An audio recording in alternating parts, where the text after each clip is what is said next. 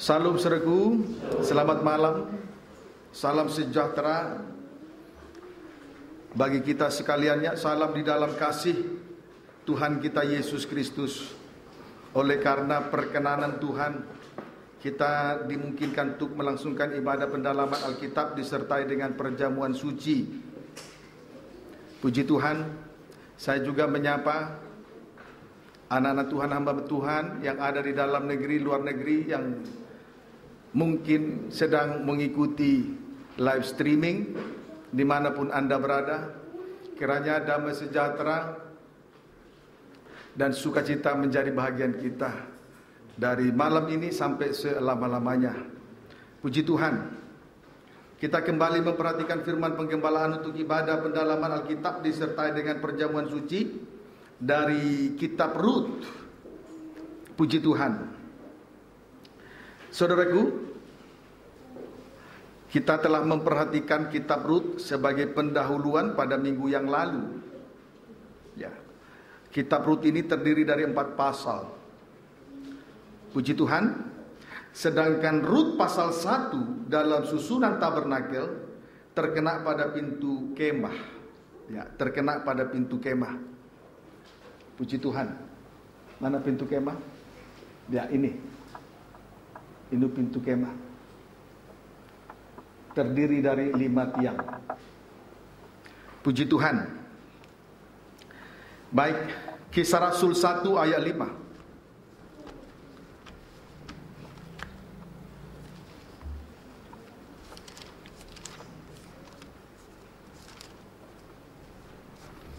Kisah Rasul 1 ayat 5, baca. Roh Kudus dijanjikan. Iya. Sebab Yohanes membaptis dengan air. Yohanes membaptis dengan air. Tetapi tidak lama lagi, Iya, kamu akan dibaptis dengan Roh Kudus. sesudah dibaptis air, selanjutnya meningkat kepada baptisan roh. Ya, sesudah dibaptis air, selanjutnya meningkat kepada baptisan roh. Ya, puji Tuhan. Kita lihat dulu tabernakel, denah tabernakel. Ini kolam pembasuhan. Ya, baptisan air kalau dikaitkan dengan peralatan yang ada dalam tabernakel itu terkena kepada kolam pembasuhan tembaga. Puji Tuhan. Kemudian setelah dibaptis air meningkat kepada baptisan roh. Baptisan roh kalau dikaitkan dengan tabernakel maka dia terkena kepada pintu kemah. Puji Tuhan. Iya, jadi kolam pembasuhan itu menuju kepada baptisan air, pintu kemah itu menuju kepada baptisan roh. Ya.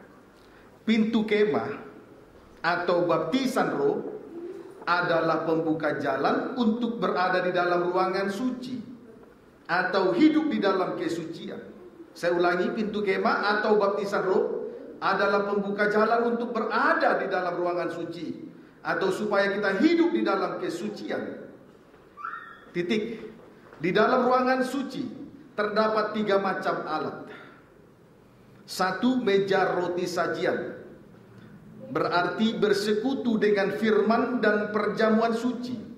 2, pelita emas, berarti bersekutu dengan Roh Kudus dan menjadi terang. 3, misbah dupa, bersekutu dengan kasih Allah lewat doa penyembahan. Ya. Sekarang kegunaan dari pintu kemah ialah untuk memisahkan ruangan suci dari halaman. Kalau hamba Tuhan tidak ada hak untuk dirinya selain Tuannya. Kita ini mau menyenangkan Tuhan Yesus sebagai Tuhan dari hamba-hamba Tuhan atau menyenangkan daging dan setan? Rasul Paulus jelas berkata, apakah aku bicara persembahan atau berhalanya? Bukan.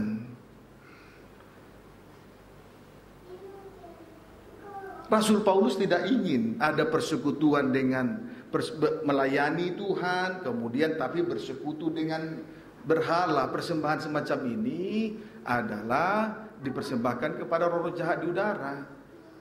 Kalau ibadah lahiriah itu tidak, persembahannya bukan kepada Tuhan, kepada roh jahat itu, percayalah. Maka Rasul Paulus berkata, apa yang aku maksudkan? Persembahan atau berhala?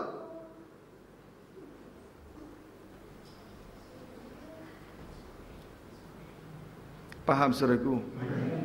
Puji Tuhan. Baik. Jadi saya ulangi dulu.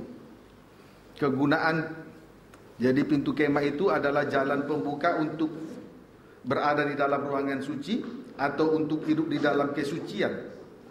Di dalam ruangan suci terdapat 3 macam alat.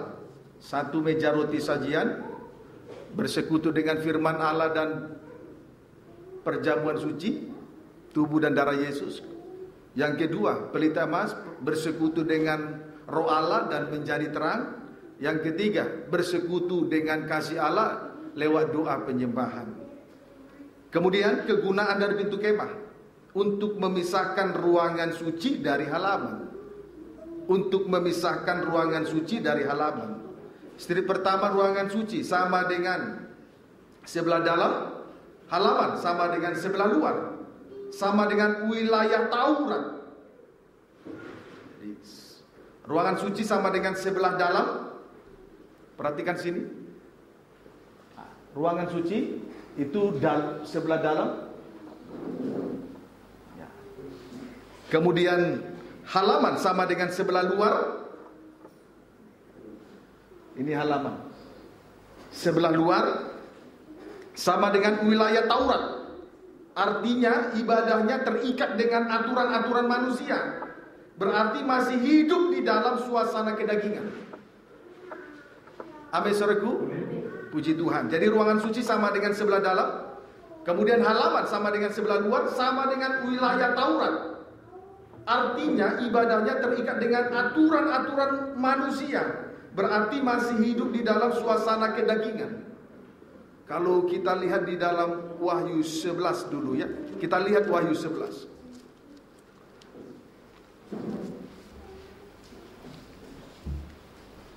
Ayat 2. 2 saksi Allah. Iya. Tetapi kecualikan pelataran bait suci yang di sebelah luar. Pelataran bait suci di sebelah luar, itu halaman. Terus janganlah kau mengukurnya. Iya. Karena ia telah diberikan kepada bangsa-bangsa lain. Terus Dan mereka akan menginjak-injak kota suci 42 bulan lamanya. iya. Jadi pelataran bait suci sebelah luar diserahkan kepada bangsa-bangsa lain, yaitu antikris, untuk diinjak-injak selama 42 bulan atau 3 tahun setengah. Pendeknya, pelataran bait suci di sebelah luar atau halaman berada di bawah penghukuman.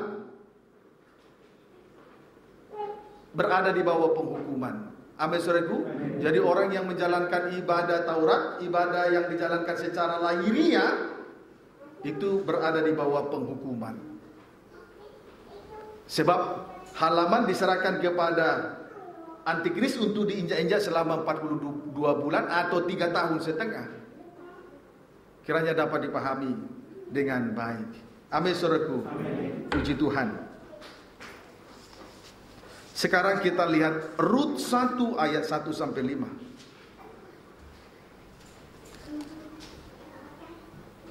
Rut 1 ayat 1 sampai 5. Rut dan Naomi. Iya.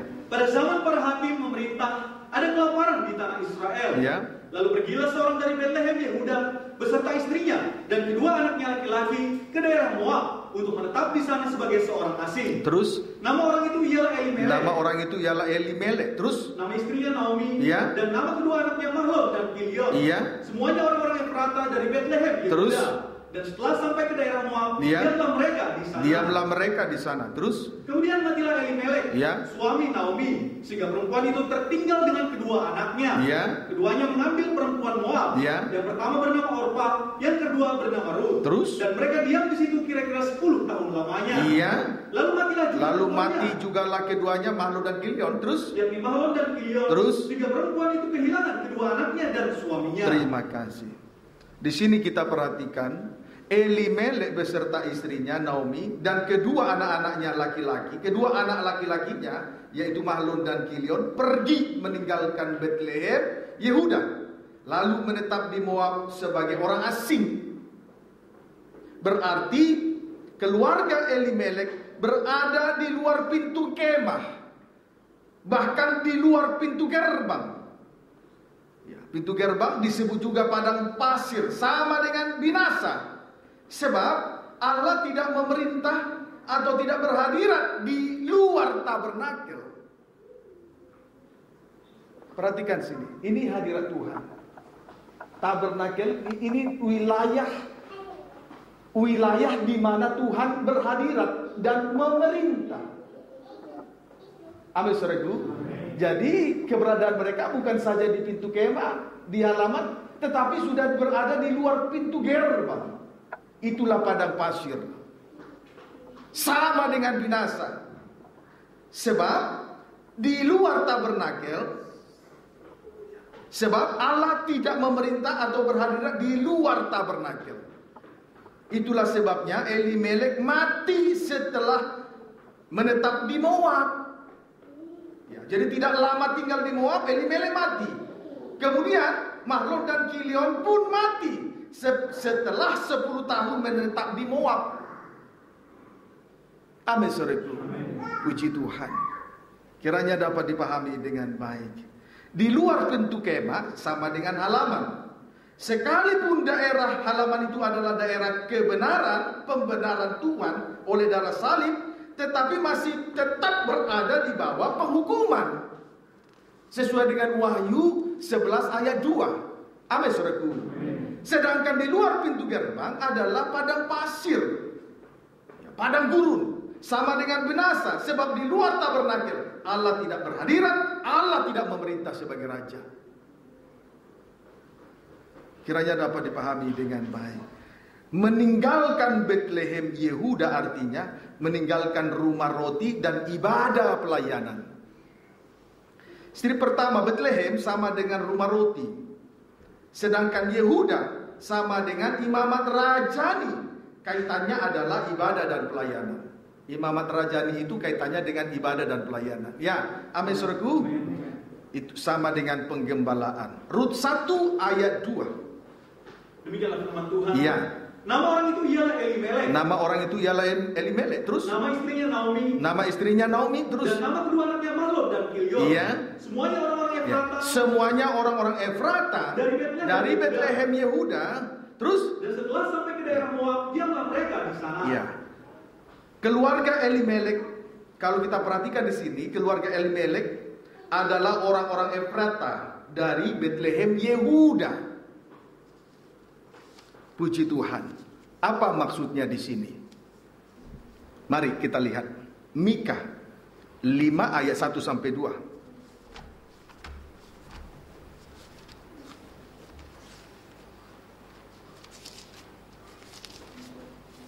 Mika 5 ayat 1 sampai 2. Raja Mesias dan penyelamatan Israel. Ya. Tetapi engkau, hai Betlehem Efrata. Mika 5 ayat 1 sampai 3. Ya.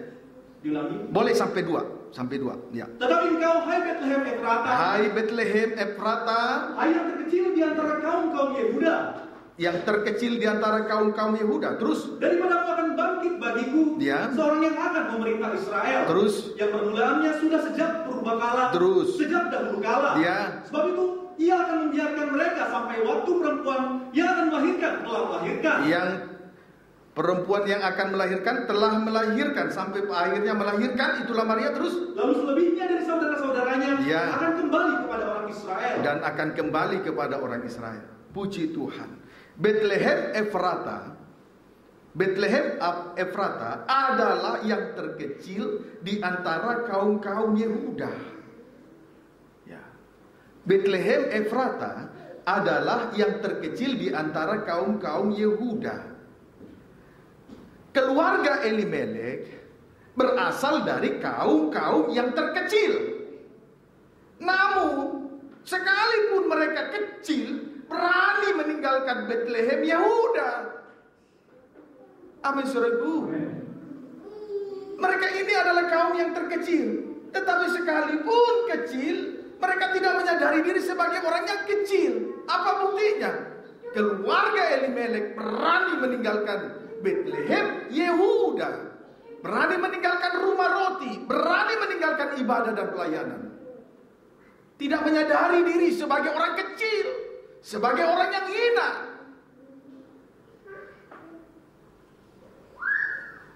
Puji Tuhan.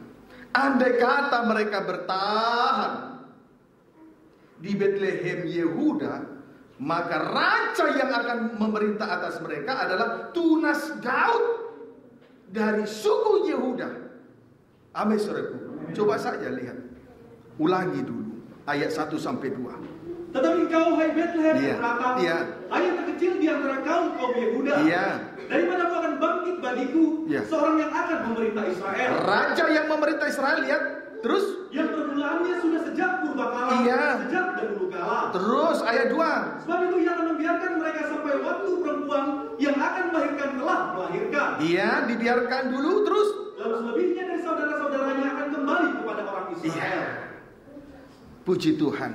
Jadi andai kata mereka bertahan di Bethlehem Yehuda, maka raja yang memerintah atas mereka adalah tunas Daud dari suku Yehuda. Di sini kita melihat yang permulaannya sudah sejak purbakala, sejak dahulu kala. Sebetulnya yang permulanya sudah sejak purbakala, sejak dahulu kala sebetulnya. Itu yang akan memerintah. Andai kata mereka menyadari sebagai kaum-kaum yang terkecil, menyadari diri sebagai orang yang hina, orang papa karena dosa, tidak akan mungkin meninggalkan Bethlehem Yehuda. Dan yang menjadi raja yang memerintah atas mereka adalah tunas Daud dari suku Yehuda. Siapa dia? Yang permulaannya sudah sejak purbakala, sejak dahulu kala. Kita lihat pengertian yang permulaannya sudah sejak purbakala, sejak dahulu kala. Lebih rinci di dalam Amsal 8.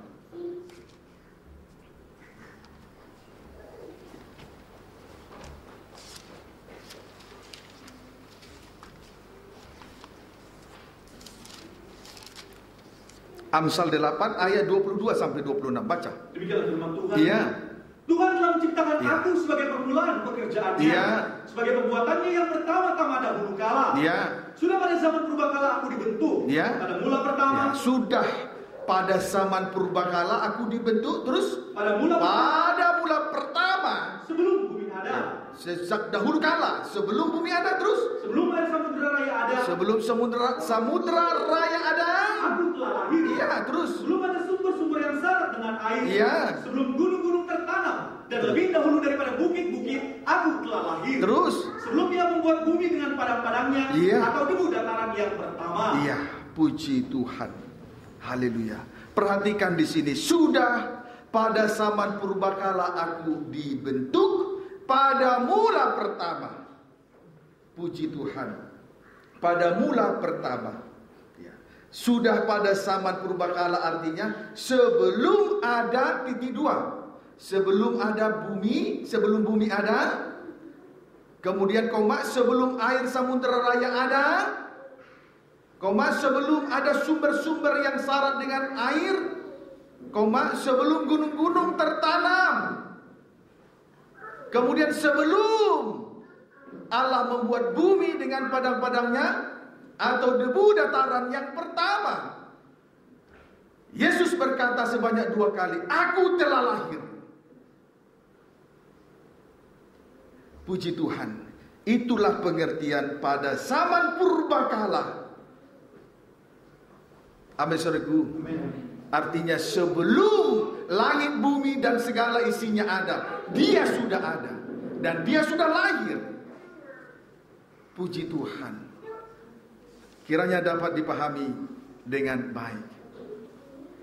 Mari kita lihat persamaannya lagi dalam Injil Yohanes 1 ayat 1.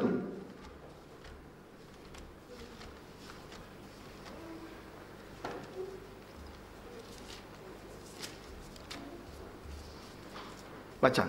Firman yang telah menjadi manusia. Pada mulanya adalah firman. Pada mulanya adalah firman. Terus firman itu bersama-sama dengan Allah. Dan firman itu adalah Allah. Terima kasih. Pada mulanya adalah firman. Namun pada kalimat yang kedua, firman itu bersama-sama dengan Allah. Seolah-olah ada 2 oknum antara firman dengan Allah. Namun pada kalimat yang ketiga, ternyata firman itu adalah Allah. Berarti pengertian dari zaman purbakala adalah hidupnya tidak berkesudahan. Jadi pengertian dari pada zaman purbakala, kalau dikaitkan dengan Injil Yohanes 1 ayat 1, artinya adalah hidupnya tidak berkesudahan. Jadi raja yang memerintah atas mereka, andai kata keluarga Elimelek bertahan di Bethlehem Yehuda, adalah pribadi yang tidak berkesudahan.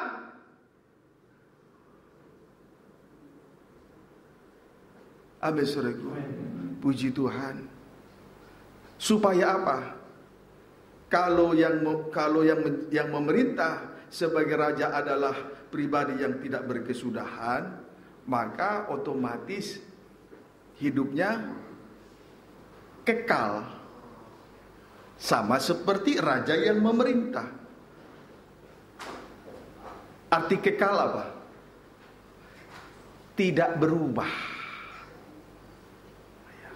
tidak dapat dipengaruhi oleh hal-hal yang tak suci, kemudian tidak dapat dipengaruhi oleh dosa, kejahatan, dan kenajisan. Itu yang disebut kekal.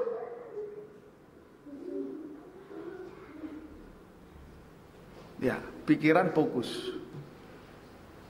Itu yang dimaksud dengan kekal. Amin, saudaraku. Tidak berubah. Berarti tidak mudah dipengaruhi oleh hal-hal yang tak suci. Dan tidak mudah dipengaruhi oleh dosa, kejahatan, dan kenajisan.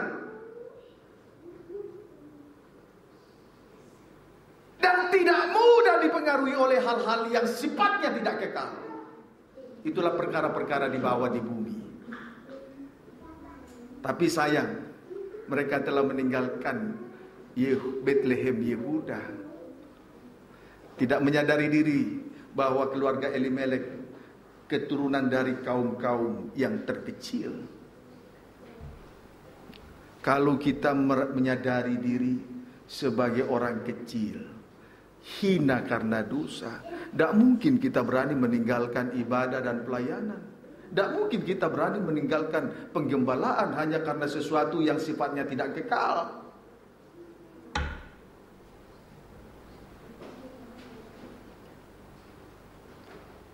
Dapat dipahami, saudaraku? Puji Tuhan. Ya. Ya. Jadi pengertian dari pada zaman purbakala adalah hidupnya tidak berkesudahan. Kita lihat hidup yang tidak berkesudahan. Ibrani pasal yang ke-7 ayat 1 sampai dengan ayat yang ke-4. Baca. Demikianlah firman Tuhan. Ya. Kristus dan Melkisedek. Iya.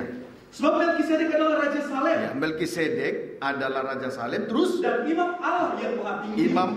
Imam Allah yang Maha Tinggi berarti Imam Besar Agung. Dia Raja, dia Imam Besar Agung. Terus ia pergi menyongsong Abraham ketika Abraham kembali dari mengalahkan raja-raja dan memberkati dia. Ya. Kepadanya pun Abraham memberikan 1/10 dari semuanya. Ya.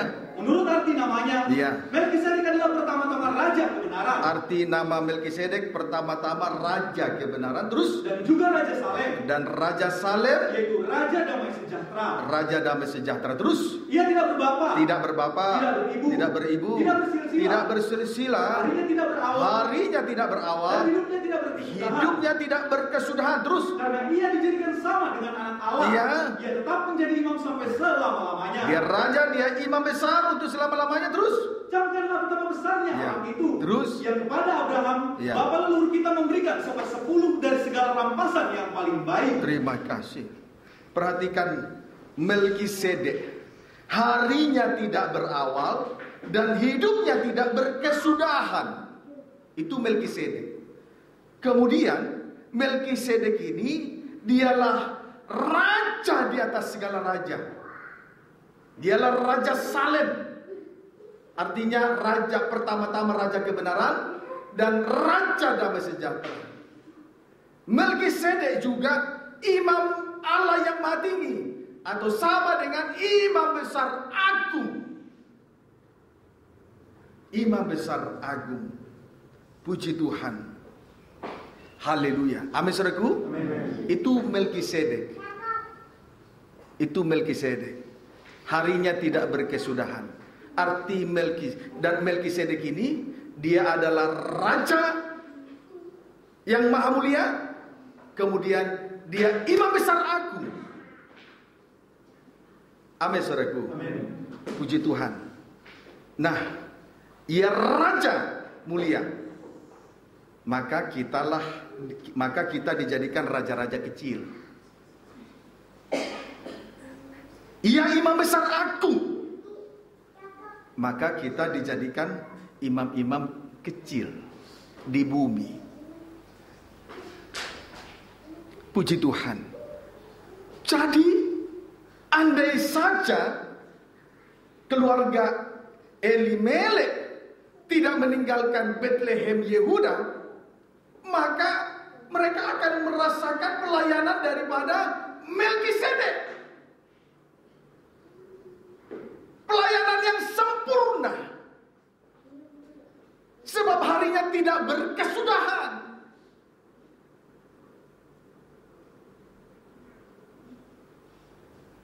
Amin, saudaraku. Puji Tuhan.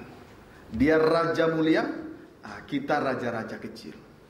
Dia imam besar agung, kita imam-imam di bumi. Imam-imam kecil di bumi. Itu yang kita nikmati. Dan itu juga yang harus dinikmati keluarga Imam Eli, keluarga Elimelek. Andai saja bertahan di Bethlehem Yehuda dan menyadari diri sebagai orang kecil, hina karena dosa.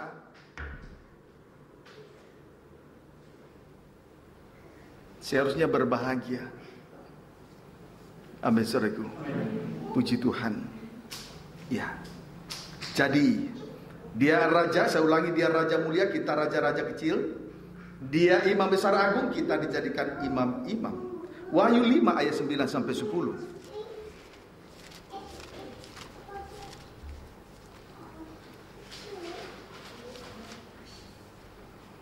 Demikianlah firman Tuhan. Iya.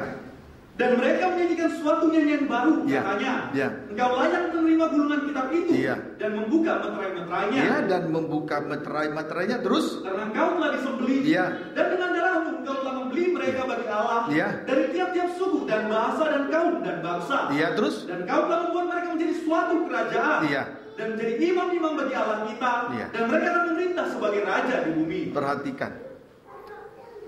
Engkau telah membuat mereka menjadi suatu kerajaan, dan menjadi imam-imam bagi Allah dan memerintah sebagai raja di bumi. Itu adalah suatu kedudukan yang sangat tinggi dan istimewa.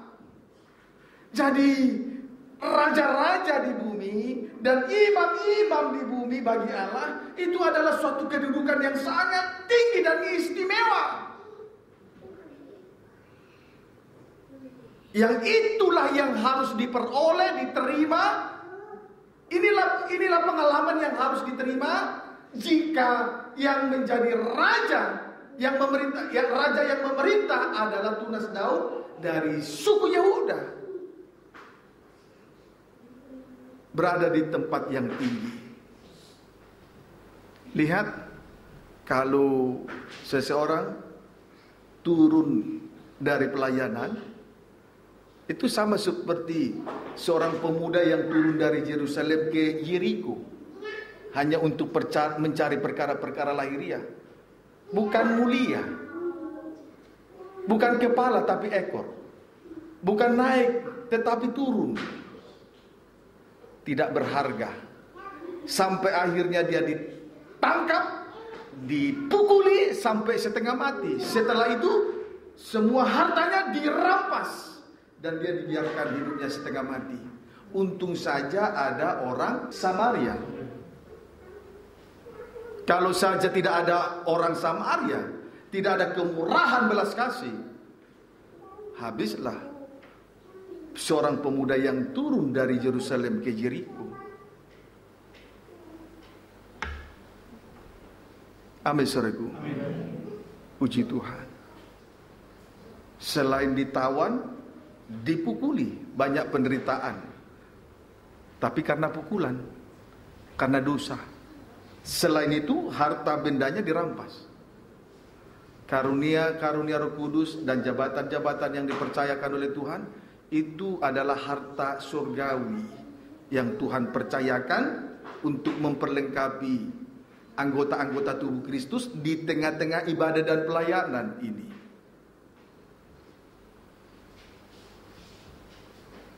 Puji Tuhan, kiranya dapat dipahami dengan baik. Amin, saudaraku. Menjadi tidak berharga. Tetapi kalau kita menikmati pelayanan, kalau raja yang memerintah itu adalah tunas Daud dari suku Yehuda, maka kita akan berada di suatu tempat yang tinggi dan istimewa, imamat rajani, memerintah sebagai raja di bumi. Kepala bukan ekor, naik bukan turun. Berharga di mata Tuhan, dikenang oleh Tuhan, dihormati manusia. Jadi jangan sampai orang fitnah apa yang kita miliki, jangan sampai difitnah oleh orang lain. Puji Tuhan, kiranya dapat dipahami dengan baik. Ya, amin, saudaraku. Inilah pengalaman yang istimewa yang kita alami seandainya kita tetap bertahan di Bethlehem Yehuda. Kalau memang menyadari diri sebagai manusia kecil, lemah, tak berdaya. Puji Tuhan, kiranya dapat dipahami. Lihat Yesaya pasal 32.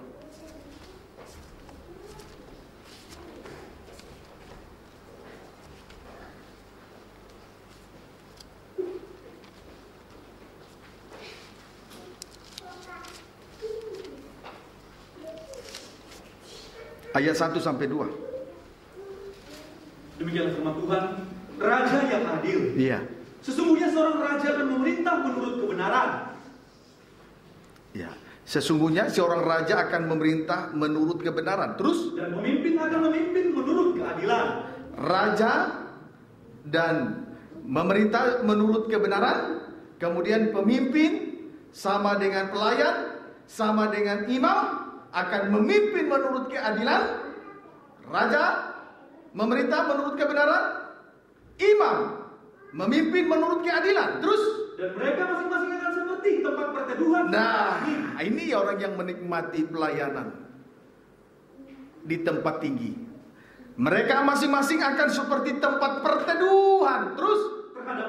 Terhadap angin dan tempat perlindungan terhadap angin tempat ribut. Perlindungan terhadap angin ribut. 1, 2, terus. Seperti aliran-aliran air di tempat kering. Seperti aliran-aliran air di tempat kering. Terus 3. Seperti naungan batu yang besar di tanah yang tandus.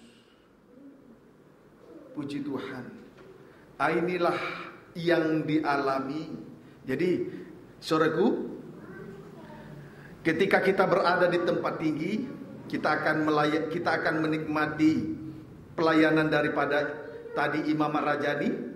Seorang raja memerintah menurut kebenaran, kemudian pemimpin atau imam memimpin menurut keadilan. Maka yang dialami oleh pelayanan yang semacam ini ada 3. 1, mereka masing-masing akan seperti tempat perteduhan terhadap angin dan tempat perlindungan terhadap angin ribut. Puji Tuhan. Berarti jauh dari ajaran sesat. Terlepas dari ajaran sesat. Hari-hari ini setan berusaha untuk menyesatkan jalan kebenaran, mengaburkan jalan kebenaran itu, dikaburkan dengan pemberitaan firman yang ditambahkan dan dikurangkan. Pemberitaan firman yang ditambahkan seperti yang sering-sering saya sampaikan, yang sudah-sudah menyampaikan 1-2 ayat, lalu ditambahkan cerita-cerita isapan jempol, dongeng nenek-nenek tua, tahayul-tahayul, filsafat-filsafat kosong, dan lain sebagainya. Firman yang dikurangkan. Pengajaran salib diganti dengan 2 hal. 1, teologi kemakmuran atau teori kemakmuran. Artinya orang Kristen tidak boleh miskin, harus kaya. Yang kedua, pengajaran salib diganti dengan tanda-tanda heran atau mukjizat-mukjizat. Sejuta kali mukjizat terjadi di depan mata. Kalau seseorang tidak memikul salibnya, orang semacam ini tidak akan pernah berubah. Maka saya khawatir sekali kalau ada imam-imam, anak-anak Tuhan tidak lagi mau memikul salibnya, ujung-ujungnya bisa terhilang. Yang mempersekutukan anggota tubuh yang berbeda-beda itu darah salib. Kalau sekiranya engkau sudah berada di posisi itu, kembali secepatnya. Sadari diri sebagai orang kecil, hina karena dosa.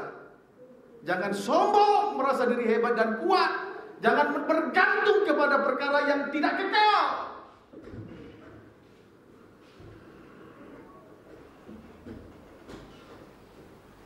Amin, saudaraku.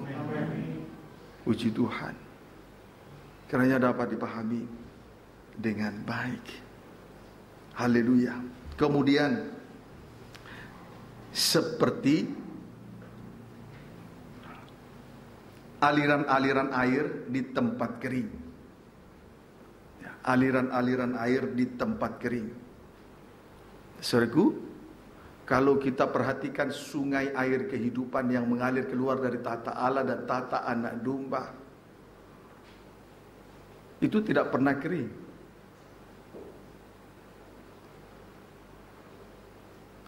Dikaitkan dengan penglihatan daripada Yeskiel pasal 47. Waktu 1000 hasta yang pertama, air itu sepergelangan kaki. Kemudian 1000 hasta yang kedua, air itu sudah selutut. Kemudian 1000 hasta yang ketiga, air itu sudah sepinggang. Berarti 1000 hasta yang pertama percaya. Dengan percaya saja pergelangan kaki sudah kuat loh. Kemudian 1000 hasta yang kedua, air itu sudah selutut. Bertobat. Dalam pola tabernakel terkena kepada mezbah korban bakaran. Kemudian air itu sudah 1000 hasta yang ketiga sudah sepinggang. Itu baptisan air. Dalam pola tabernakel terkena kepada kolam pembasuhan tembaga. Baptisan Kristus itu baptisan dalam kematian dan kebangkitan. Kuasa kematian Yesus mengubur hidup lama, kuasa kebangkitan Yesus hidup dalam hidup yang baru, yang lama sudah berlalu. Tetapi kalau air itu masih sepinggang, orang akan bisa menyeberangi sungai itu. 1000 hasta yang keempat, air itu sudah tidak bisa dilalui, tidak bisa lagi diseberangi, selain berenang seperti ikan-ikan yang berkeriapan di dalamnya.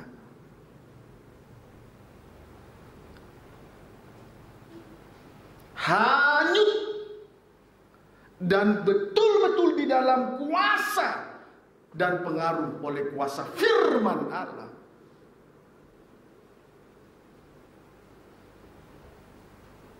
Puji Tuhan. Kiranya dapat dipahami dengan baik. Amin, saudaraku. Haleluya. Kalau air sungai kehidupan itu tadi, air sungai kehidupan itu mengalir keluar dari tahta Allah dan tahta anak domba. Sungai air kehidupan yang mengalir keluar dari tahta Allah itu adalah Injil Kerajaan. Injil Kerajaan. Puji Tuhan. Sedangkan sungai air kehidupan yang mengalir keluar dari tahta anak domba, cahaya Injil tentang kemuliaan Kristus. Firman pengajaran yang rahasianya dibukakan. Puji Tuhan. Injil Kerajaan atau sama dengan pengajaran salib, juga cahaya Injil tentang kemuliaan Kristus. Itulah pembuka rahasia firman dalam terangnya Roh Kudus. Inilah yang akan terus mengaliri hati kita Jadi tidak akan pernah mengalami kekeringan. Amin, saudaraku. Puji Tuhan. Ini loh pengalaman yang terjadi kalau kita menikmati pelayanan. Kalau yang memerintah itu, kalau raja yang memerintah itu adalah tunas Daud, suku dari yang itulah suku dari Yehuda.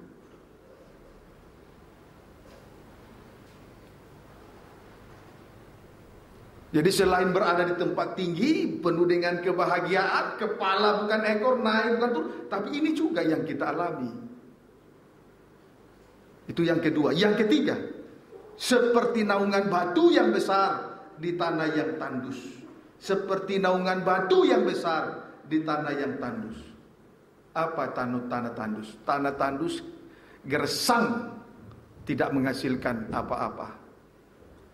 Puji Tuhan. Amsal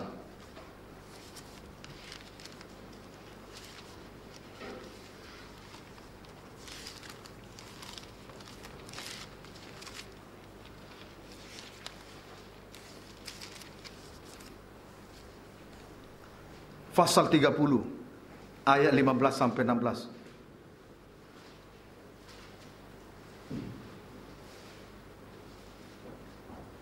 Baca. Amsal 30 ayat 15 sampai 16. Demikian firman Tuhan. Ya. Silintah mempunyai 2 anak perempuan. Silintah mempunyai 2 anak perempuan. Terus untukku dan untukku. Anak pertama untukku, anak kedua untukku. Terus ada 3 hal yang tak akan kenyang. Kemudian ada 3 hal yang tak akan kenyang. Terus ada 4 hal yang tak akan pernah berkata cukup. Namun ada 4 hal yang tak pernah berkata cukup. Terus dunia orang mati. 1, dunia orang mati. Dan rahim yang mandul. 2, rahim yang mandul. 3, dan bumi yang tidak pernah puas dengan air. Bumi yang tidak pernah puas dengan air. Terus dan api yang tidak pernah berkata cukup. Iya. Inilah tanah yang tandus. Jadi gambaran dari tanah yang tandus. Jadi ada 4 hal yang tak pernah berkata cukup. Ini gambaran dari tanah yang tandus. 1, dunia orang mati. Dunia orang mati. Ya. 2, rahim yang mandul. Rahim yang mandul.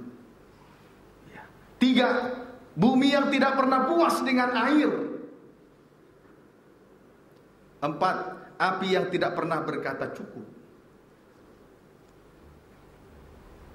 Puji Tuhan, kiranya dapat dipahami dengan baik. Ciri-ciri kalau tanah tandus, ya. Sama seperti mempunyai 2 anak perempuan. Bukan 2 anak laki-laki, tapi 2 anak perempuan.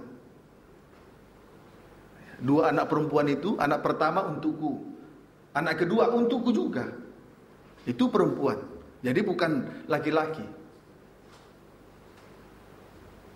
Puji Tuhan. Untukku dan untukku. Sama dengan kikir. Ini ciri-ciri tanah yang tandus. Tetapi sekalipun di dalam ketandusan tanah yang tandus, saudaraku, seperti naungan batu yang besar di tanah yang tandus. Sekalipun berada di tanah yang tandus, kalau kita mau menghargai korban Kristus, segalanya Tuhan bisa adakan. Yang tidak ada menjadi ada. Tidak usah kikir untuk pekerjaan Tuhan.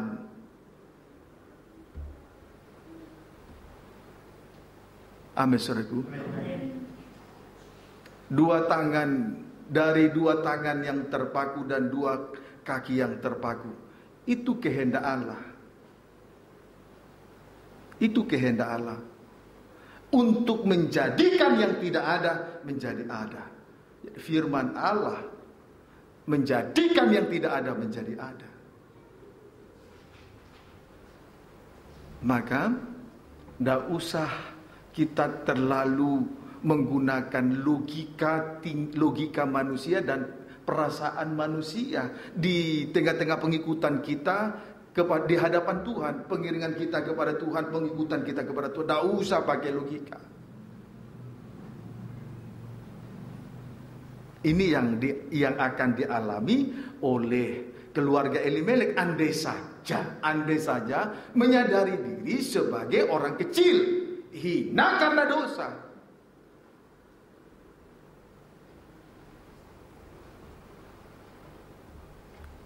Amin, saudaraku. Pelayanan daripada Melkisedek itu menyempurnakan kita semua.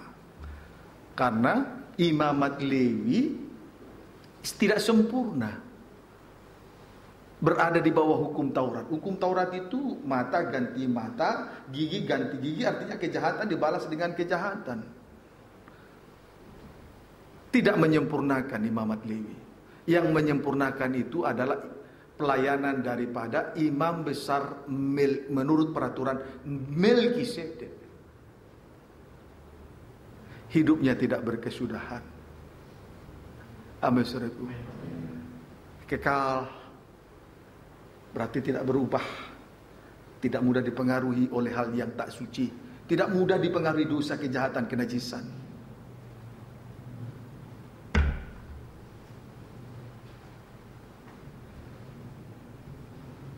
Ayo, kurang apa Tuhan lewat pengertian semacam ini yang sudah kita terima? Kurang apa Tuhan? Itu saya berkali-kali sampaikan, ikut Tuhan jangan gunakan logika dan pikiran perasaan manusia daging. Kalau tinggalkan Betlehem Yehuda, berarti di luar pintu kemah. Keluarga Elimelek bukan saja di luar pintu kemah, sudah di luar pintu gerbang.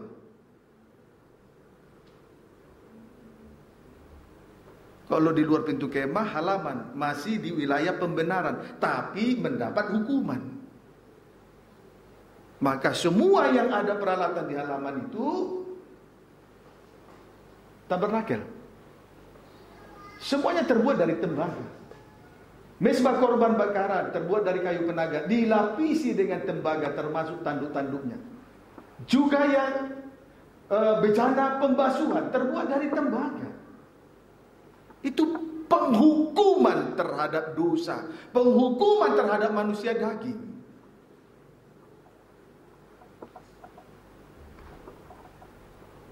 Dapat dipahami, saudaraku. Puji Tuhan. Haleluya. Nah, saudaraku, biarlah kita menyadari itu semua. Mau menyadari diri sebagai orang kecil, hina karena dosa.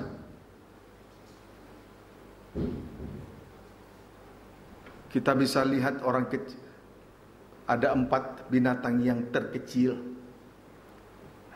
Kenapa disebut binatang yang terkecil? Karena lemah tak berdaya, bukan karena ukuran bentuknya kecil. Yang pertama itulah semut, yang kedua pelanduk, yang ketiga belalang, yang keempat cicak. Sebetulnya dari binatang yang lebih kecil dari semut masih ada, masih banyak. Bakteri-bakteri yang tidak kelihatan itu binatang.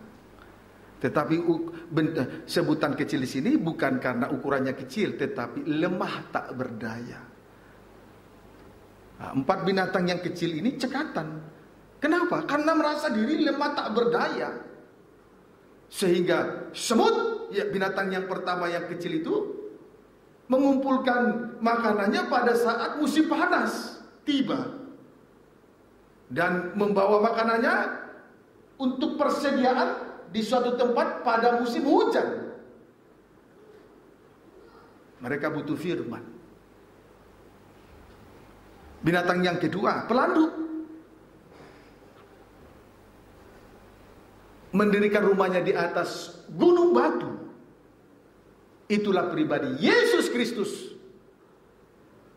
dan korbannya. Kalau rumah dibangun di atas batu, sekalipun ada ujian, yang pertama hujan turun dari atas, ujian dari atas, itulah tipu muslihat dari iblis setan. Yang kedua, banjir datang, itulah dosa kenajisan. Yang ketiga, angin melanda rumah itu, tapi rumah itu tidak rubuh karena dibangun di atas gunung batu. Yesus Kristus dan korbannya. Binatang yang ketiga, belalang. Sekalipun tidak mempunyai pemimpin, tetapi belalang tetap berbaris dengan teratur. Berarti memberi diri dipimpin oleh Roh Tuhan. Kalau menyadari diri lemah tak berdaya, beri diri dipimpin oleh Roh Tuhan. Sehingga belalang berbaris dengan teratur, dengan tertib. Binatang yang keempat, cicak. Walaupun mudah ditangkap oleh tangan, tapi dia tinggal di istana raja. Mudah ditangkap tangan, tapi tinggal di istana raja. Puji Tuhan. Haleluya. Jadi dengan firman Allah, dengan firman Allah, semut menghargai dengan firman Allah yang dihargai oleh semut, juga dengan korban Kristus di mana pelanduk mendirikan rumahnya di atas gunung batu, kemudian dengan Roh Tuhan di mana belalang berbaris teratur sekalipun tidak ada pemimpin, sampai nanti puncaknya berada di dalam kerajaan sorga untuk selama-lamanya. Sebetulnya itu sasaran kalau kita betul-betul menyadari diri kecil, hina, tak berdaya karena dosa.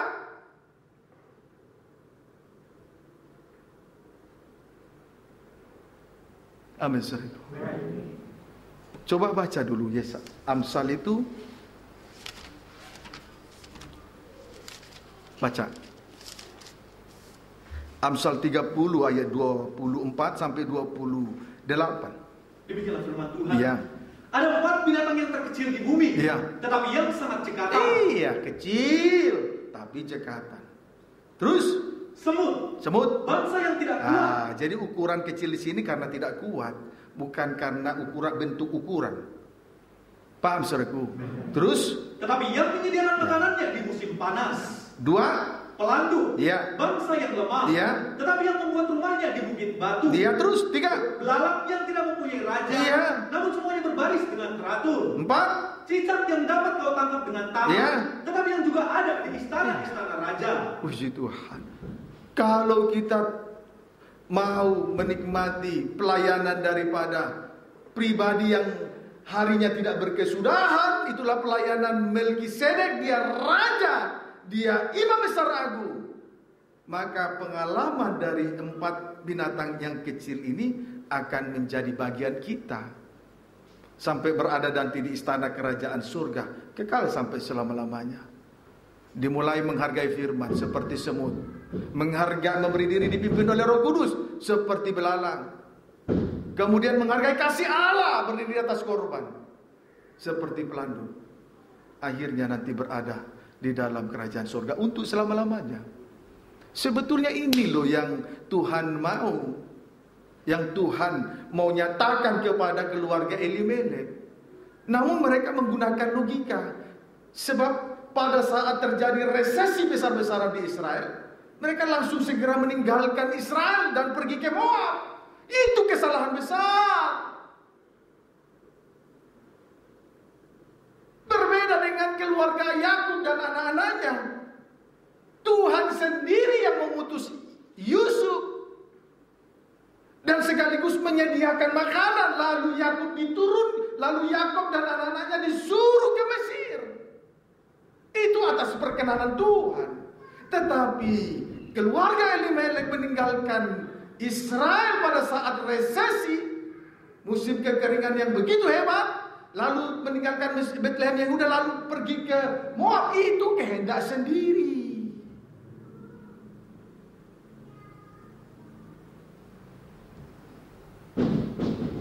Amin, saudaraku. Sebab itu di atas tadi saya sudah katakan, mengikuti Tuhan jangan menggunakan logika dan perasaan manusia daging yang mudah-mudah, supaya jangan lemah.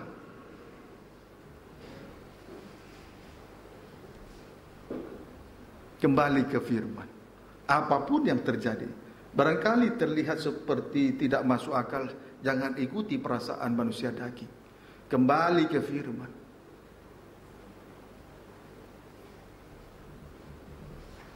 Banyak kali kita mengikuti perasaan daging, manusia daging dan logika manusia, sehingga banyak kita cari alasan, gunakan alasan untuk membenarkan diri.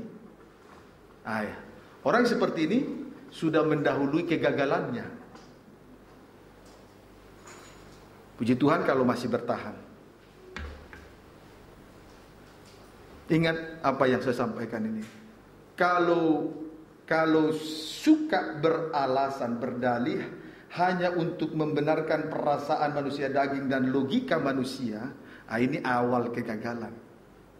Awal kegagalan. Kalau sudah berada di ambang itu, kembali cepat. Kalau sudah berada di ambang batas itu, kembali cepat.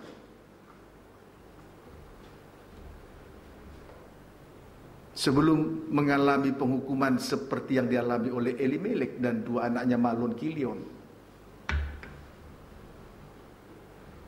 kiranya dapat dipahami dengan baik. Ya, amin saudaraku. Puji Tuhan. Baik. Kalau begitu, kita lihat jalan keluarnya.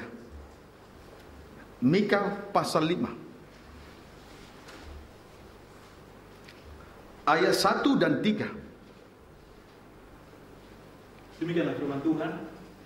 Tetapi engkau, hai Bethlehem Efrata, hai yang terkecil di antara kaum Yehuda, daripadamu akan bangkit bagiku seorang yang akan memerintah Israel. Raja memerintah Israel terus? Yang permulaannya sudah sejak purbakala, sejak dahulu kala. Tidak berkesudahan ya, amin saudaraku. Amin. Terus ayat 3. Maka ia akan bertindak dan akan mengembalikan mereka dalam kekuatan Tuhan. Iya. Terus dalam kepegangan nama Tuhan Allahnya. Terus mereka akan tinggal tetap. Iya. Terus sebab sekarang ia menjadi besar sampai ke ujung bumi. Puji Tuhan. Haleluya. Jadi raja yang memerintah. Di sini kita melihat raja yang akan memerintah Israel akan bertindak dan akan menggembalakan mereka. Di ayat 1 memerintah, di ayat 3 menggembalakan. Ya, amin saudaraku. Jadi raja yang akan memerintah itu akan menggembalakan umat Israel.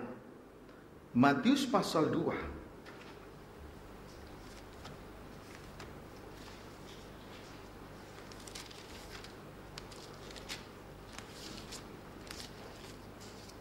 Matius pasal 2 ayat 6, baca. Demikianlah firman Tuhan. Orang-orang Majus dari timur, dan kau Bethlehem. Boleh baca ayat 5? Mereka berkata kepadanya, di Bethlehem di tanah Yudea, karena demikianlah ada tertulis dalam kitab Nabi.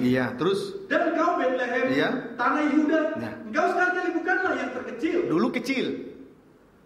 Amin saudaraku. Tetapi di sini engkau sekali-sekali bukan lagi yang terkecil. Terus. Di antara mereka yang memerintah Yehuda.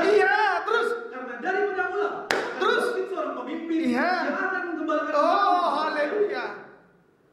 Kalau raja yang memerintah itu kalau yang memerintah raja yang memerintah umat Israel dan menggembalakan umat Israel itu adalah tunas Daud dari singa dari suku Yehuda, maka yang kecil akan jadi besar.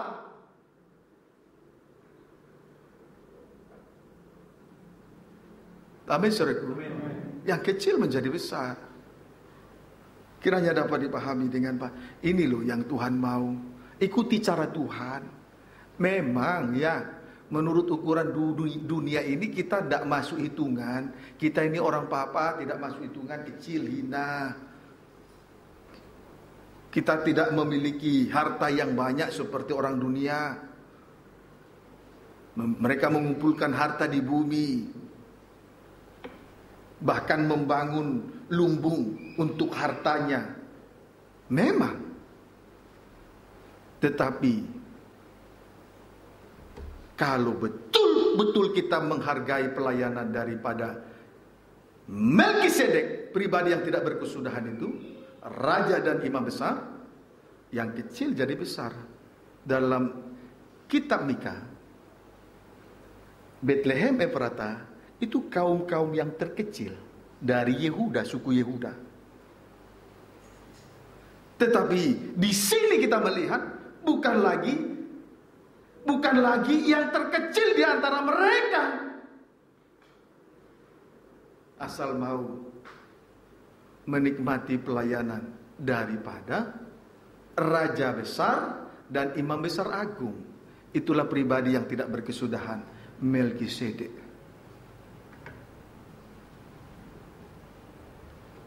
Saya alami sendiri. Oh, saya alami sendiri. Ada saksinya ya, Pak Barita. Oh, begitu hina. Karena dosa. Kecil tidak dianggap hitungan. Seorang yatim dan miskin, memang betul-betul miskin, tidak punya harta.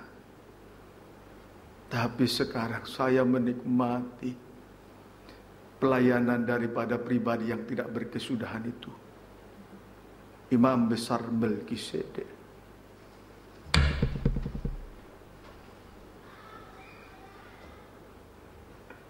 Itu jangan gunakan logika manusia dan perasaan manusia daging. Amin. Haleluya. Puji Tuhan. Yohanes 10. Ulangi dulu Pak, Matius 2 ayat 6. Demikianlah firman Tuhan. Ya.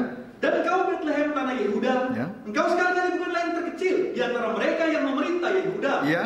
Karena daripadamu akan bangkit seorang pemimpin yang akan menggembalakan umatku Israel. Jadi seorang pemimpin bangkit untuk menggembalakan umat Israel. Menggembalakan umat Israel. Yohanes 10. Injil Yohanes 10. Ayat 10 sampai 11. Gembala yang baik. Gembala yang baik. Pencuri datang hanya untuk mencuri dan membunuh dan membinasakan. Pencuri. Terus? Aku datang supaya mereka mempunyai hidup. Ada hidup. Dan mempunyainya dalam segala kelimpahan. Dan mempunyainya dalam segala kelimpahan. Terus? Akulah gembala yang baik. Gembala yang baik. Gembala yang baik memberikan nyawanya bagi domba-dombanya. Gembala yang baik memberikan nyawanya bagi domba-dombanya. Memberikan hidupnya, seluruh hidupnya bagi domba-dombanya. Puji Tuhan. Haleluya. Kita lihat itu. Hidup. Gembala yang baik tadi memberikan nyawanya, memberikan hidupnya. Itulah tubuh dan darah Yesus Kristus. Dialah anak domba yang disembelih. Amin, saudaraku. Dia telah memberikan tubuh dan darahnya. Sebab dialah anak domba yang disembelih. Wahyu 5. Anak domba yang disembelih. Ini pekerjaan tunas Daud, singa dari Yehuda. Ini bukan pekerjaan yang lain-lain. Ini hanya dikerjakan oleh satu pribadi. Sebab itu kalau kita perhatikan dalam Ibrani, korbannya itu tidak diwakilkan kepada orang lain. Karena orang lain tidak layak. Darah yang mengalir di dalam hidup imam besar Harun telah tercemari dosa. Tidak layak. Makanya imamatnya itu tidak diwakilkan kepada orang lain. Apa buktinya? Darah Yesus mahal. Ketika dia dianiaya, menderita aniaya, mulutnya tidak terbuka. Mulut tidak terbuka. Kalau mulut terbuka berarti membela diri, merasa diri benar sehingga membela diri, atau membalas kejahatan dengan kejahatan. Itu mulut terbuka. Darah yang mengalir dalam hidup orang seperti ini mudah sekali dinodai, dicemari dosa. Nah, sedangkan darah Yesus darah mahal. Sebab apa? Ketika dia menderita, dia tidak buka mulut. Sehingga darah yang mengalir dalam hidupnya tidak tercemari dosa. Tanpa cacat celah. Tanpa noda, tanpa dosa. Seperti anak domba yang disembelih. Puji Tuhan. Baca. Wahyu 5. Ayat 4-5. Demikianlah firman Tuhan. Iya.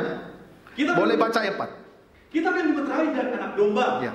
Maka menangislah aku dengan amat sedihnya, karena tidak ada seorang pun yang dianggap layak untuk membuka gulungan kitab itu ataupun melihat sebelah dalamnya. Tidak ada yang dapat membuka gulungan kitab atau melihat sebelah dalamnya. Tidak terbuka rahasia firman. Pasal 4, pasal 5 ayat 4, belum terbuka rahasia firman. Terus, lalu berkatalah seorang dari tua-tua itu kepadaku, jangan engkau menangis. Jangan kau menangis. Sesungguhnya singa dari suku Yehuda. Singa dari suku Yehuda. Terus, dialah tunas Daud.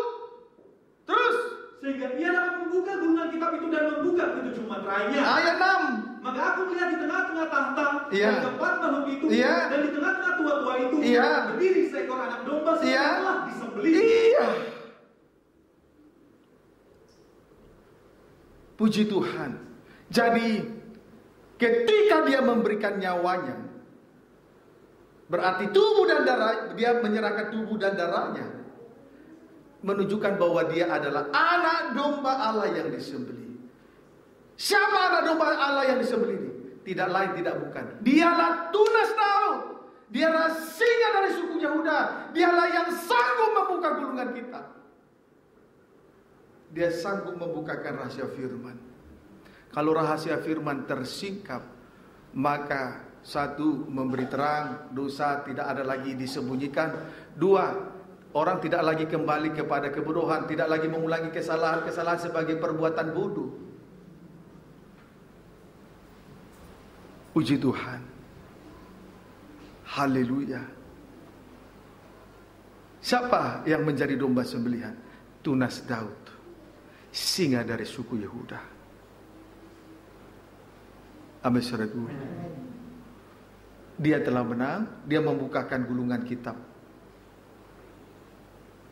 Terjadi pembukaan rahasia firman. Puji Tuhan. Jadi ketika dia memberikan nyawanya, jadi pembukaan itu terjadi oleh karena korban Kristus, supaya kita hidup. Amin, saudaraku. Supaya kita hidup. Lanjut kembali baca ayat 8 sampai 9. Ketika ia mengambil gulungan kitab itu, boleh baca ayat 7. Lalu datanglah anak domba itu dan menerima gulungan kitab itu dari tangan dia yang duduk di atas tahta itu. Terus, ketika ia mengambil gulungan kitab itu, tersungkurlah keempat makhluk dan 24 tua-tua itu di hadapan anak domba itu. Terus, masing-masing memegang satu kecapi dan satu cawan emas. Ayat 9. Dan mereka menyanyikan suatu nyanyian baru. Terus, engkau layak menerima gulungan kitab itu dan membuka meterai-meterainya. Terus, karena engkau telah disembelih dan dengan darah engkau telah membeli mereka bagi Allah dari kaum dan bangsa. Domba sembelihan dialah tunas Daud, singa dari suku Yehuda. Sampai pada akhirnya kita boleh menikmati pembukaan rahasia firman, supaya dosa tidak ada lagi disembunyikan dan tidak lagi mengulangi kesalahan yang sama sebagai perbuatan bodoh. Sampai pada akhirnya kita dibawa kepada tempat yang tinggi, suatu kedudukan yang tinggi dan istimewa, imamat rajani.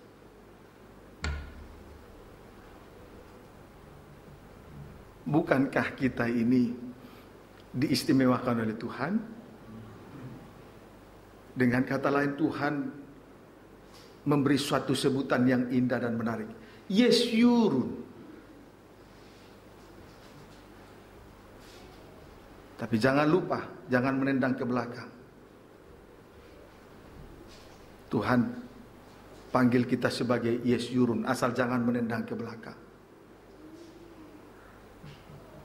Begitu istimewanya kita dijadikan Tuhan.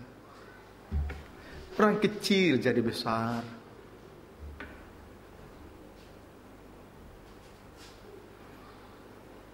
Dia gembala yang baik. Dia berikan tubuh, dia berikan nyawanya, tubuh dan darahnya.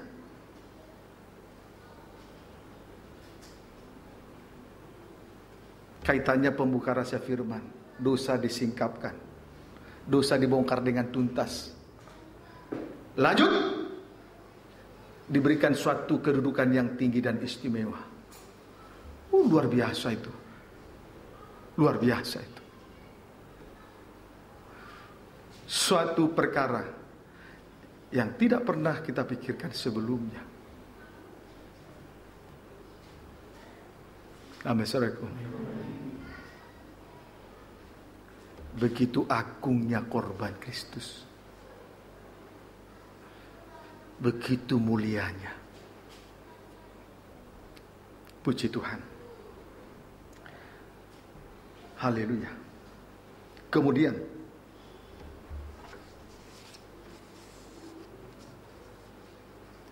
tidak berhenti sampai di situ. Wahyu 12 ayat 2 dan 5.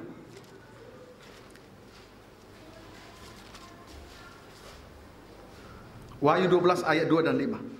Perempuan dan naga. Ya. Ya.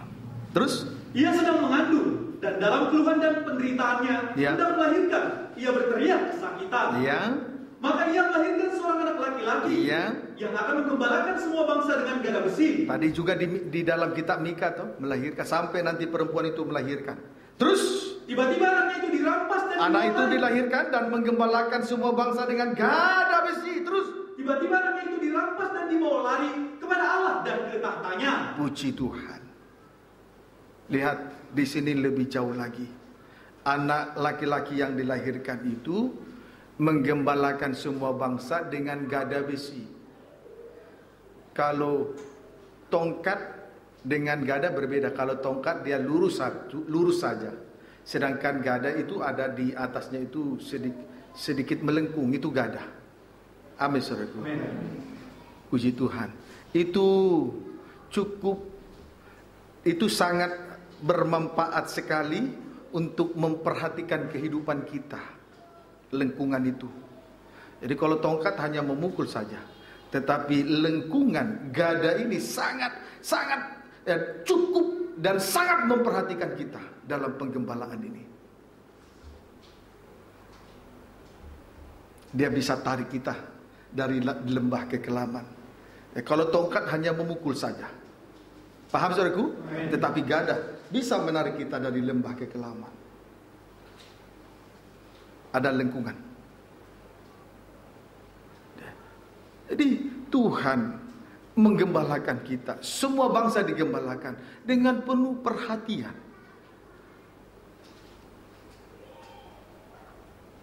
Dia merasakan kelemahan-kelemahan manusia. Dia tahu orang jahil. Dia tahu orang sesat. Dan Tuhan, tadi Ibu Girsang sampaikan selamat ulang tahun ya Om. Panjang umur, sehat selalu, amin. Ada satu lagi, sabar ya kepada kami yang bodoh-bodoh ini. Banyak kejahatan kami. Doakan saja Ibu Girsang dengan kesabaran dan pengajaran.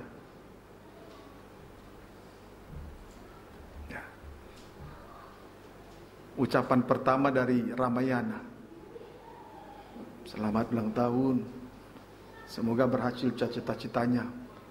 Ucapan yang kedua, Dedi Simbolon dari Medan, jam 8 pagi kurang lebih. Si Tuhan, dia tidak lupa kepada orang yang pernah mengajar dia. Dia tetap ingat penggembalaan ini. Puji Tuhan, kiranya dapat dipahami dengan baik. Begitu memperhatikan kehidupan domba-domba yang tergembala. Dia tahu keberadaan kita. Dia mengerti orang jahil, dia mengerti orang sesat. Dia merasakan segala kelemahan-kelemahan kita semua.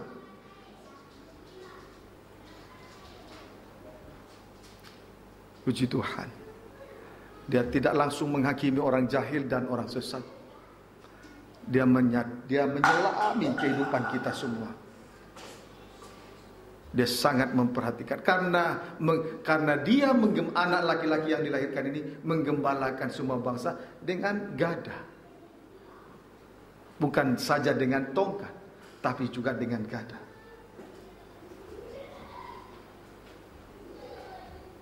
Pengertian namun disertai dengan ketegasan. Karena gada dari besi. Puji Tuhan. Ayat 7-9. naga dikalahkan. Ya.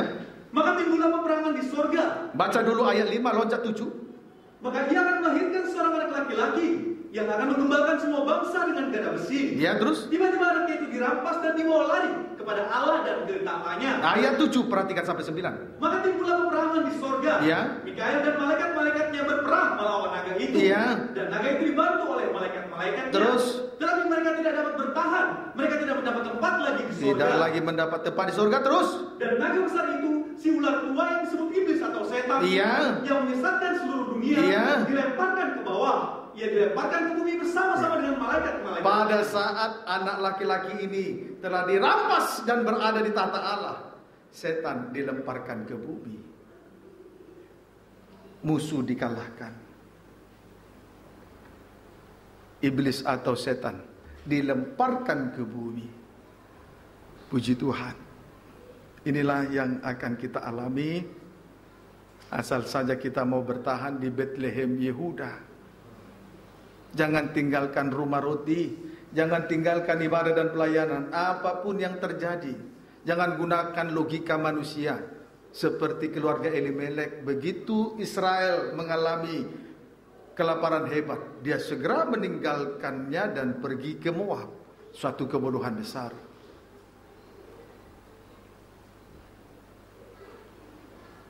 Puji Tuhan. Ada juga beberapa di penggembalaan ini baru datang lalu tinggalkan kembali. Tidak bersabar. Seharusnya cari dahulu kerajaan surga baru sebab di dalamnya ada kebenaran. Namun dia ingin mencari kerjaan, bukan kerajaan, kerjaan. Dia putar balik fakta kebenaran. Puji Tuhan. Ini yang akan kita alami. Musuh dikalahkan. Amin, saudaraku. Setan tidak berhak di dalam kerajaan surga. Dia dilemparkan ke bumi. Itu bagian dari orang kecil yang mau menghargai pelayanan dari pribadi yang tidak berkesudahan.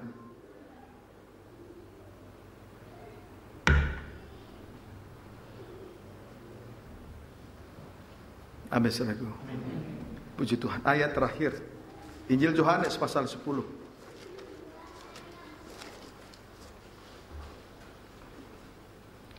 Baca. Injil Yohanes 10 ayat 10. Demikianlah firman Tuhan. Ya. Pencuri datang hanya untuk mencuri dan membunuh dan membinasakan. Ya. Aku datang. Yesus gembala aku untuk memberi hidup dan mempunyainya dalam segala kelimpahan. Sebagai gembala, saudaraku, supaya mereka dia menggembalakan seluruh bangsa supaya mempunyai hidup. 1, 2, supaya mempunyainya dalam segala kelimpahan. Puji Tuhan. Ada hidup dan supaya mempunyainya dalam segala kelimpahan. Hamba yang pertama dipercaya 1 talenta tidak setia. Lalu talenta itu diambil. Lalu diberikan kepada hamba yang memiliki 10 talenta. Padahal sebetulnya sebelumnya seorang tuan dia berperkara dengan 3 hamba. Hamba pertama dipercayakan 1 talenta, hamba kedua dipercayakan 2 talenta, hamba ketiga dipercayakan 5 talenta. Tetapi karena hamba yang pertama ini tidak setia dalam perkara yang kecil, tidak setia memikul tanggung jawab dalam perkara kecil, talenta itu diambil. Kalau menurut logika manusia, baiknya dikasih kepada hamba yang kedua yang sudah menerima 2 talenta. Tetapi tidak. Justru diberikan kepada seorang hamba yang memiliki 10 talenta. Supaya siapa yang mempunyainya? Dan mempunyainya dalam segala kelimpahan. Jadi siapa yang mempunyainya? Justru kepadanya diberikan supaya semakin berkelimpahan. Itu cara Tuhan. Tidak menggunakan logika. Semakin kita mempunyai, semakin dilimpahkan. Semakin kita mempunyai, semakin dilimpahkan. Jadi bukan hanya hidup, tetapi punya dalam segala kelimpahan. Ibarat air diisi di dalam suatu wadah. sudah penuh sampai keluar, tapi diisi lagi.